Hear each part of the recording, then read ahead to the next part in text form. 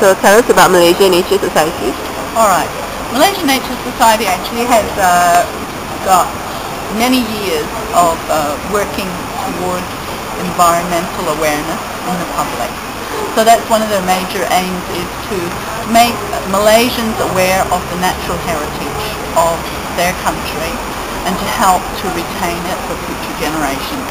So that's the main thing, is to try and keep our wide, diverse environment, to protect it as much as possible. How long have you been a member?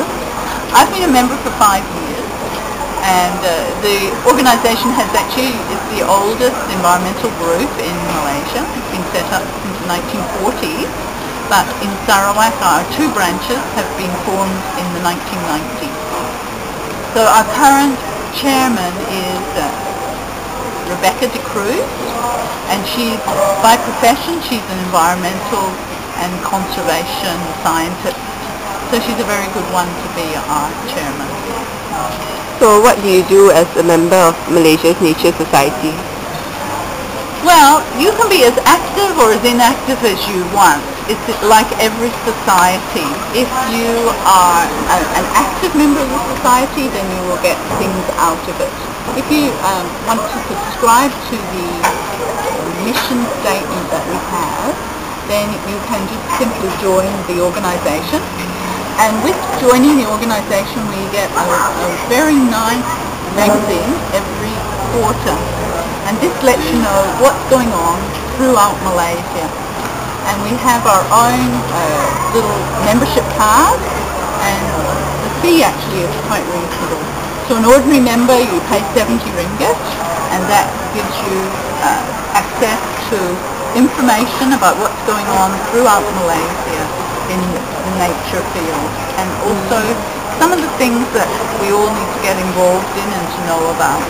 So one of the big things that is a very positive, and we're very proud of it, is the Belum Temenggong campaign that we had, and that was up in the northern part of West Malaysia, and we actually have got 117,500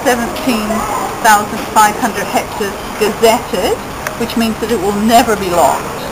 And this is where all the species of hornbills go, and they do nesting there.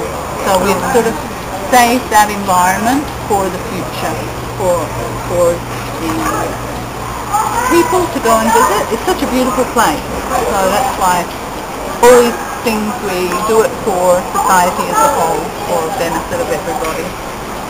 So for myself, I actually started a small project through the Malaysian Nature Society in Sarawak Forestry, and it's a small park in the centre of Kuching.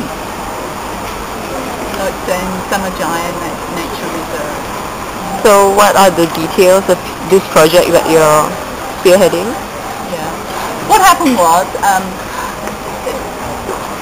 in 2007, 07, Al Gore started a Live Earth campaign, and that involved cities throughout the world and people throughout the world gathering together to discuss development and how it is changing our climate.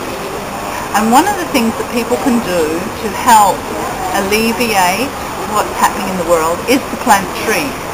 So this was the sort of thing that we took under our wing as well, because that's one of the things that we want to do, is to save the environment and to make people aware of the environment. And it's a very good way of doing it, because the tree starts very small and it takes many, many years to grow. But you can have a 100-year-old tree and you can kill it within a day, and then it's lost forever.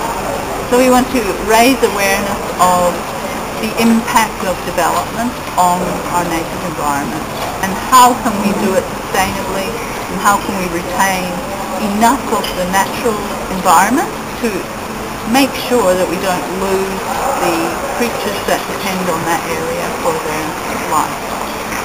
What are your views of climate change as a Malaysian Nature Society member?